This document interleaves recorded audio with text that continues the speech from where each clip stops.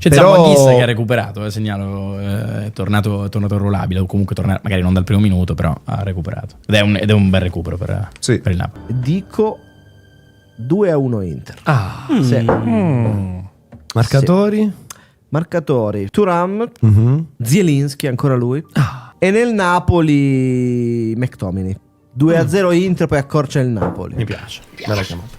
Però avevi chiesto, cioè Napoli-Verona. Allora, Napoli-Verona gli episodi sono per me. Allora, il gol di Højlund per me è giustamente annullato. Anche perché per c'è me. quel regolamento. top. Quello è il regolamento. No, non l'ha toccata. Allora, fatemi dire questa cosa, perché a me, io li seguo, se non mi perdo una puntata e mi fanno impazzire perché sono bravissimi e non sono ironico. Purtroppo però per le cose del Napoli sono poco informati. Quando si parlava dell'approccio alla partita, l'ultima partita, dicevano vabbè, sale Beukema e puoi spostare Politano al posto di Neres. Beukema era infortunato. Nella puntata che era il 7 gennaio, questi dicono che Anghissà ha recuperato, che magari può giocare qualche minuto, ma è un grande recupero. Per Anghissà se ne parla con la Juventus e esultiamo perché ha accorciato i tempi. Purtroppo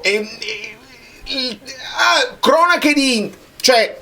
non voglio essere quello che, però sono più informati per le cose che riguardano quella città, quell'ambiente e quelle cose. Quando si tratta di parlare del Napoli e fare degli approfondimenti, praticamente c'è chi li segue veramente, per esempio Marinozzi, per esempio Ferré, seguono perché studiano a prescindere tutte le squadre.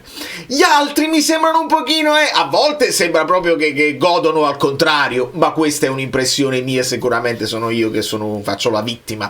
Altre volte, dico semplicemente, poco informati. No, io adesso aspettiamo Open Bar, però dovremmo ipotizzare gli episodi di dubbi vengono assolutamente promossi. No, dovremmo ipotizzare che, visto il voto per Marchetti, anche Rocchi e il suo staff abbia giudicato quell'episodio non da rigore, perché Marchetti in campo non fischia calcio di rigore, perché c'è quel braccio che infastidisce Buongiorno, quindi è stato poi un errore che ha penalizzato. A proposito, dove sta l'Open Bar? Io sto aspettando, faccio il Mazzarri.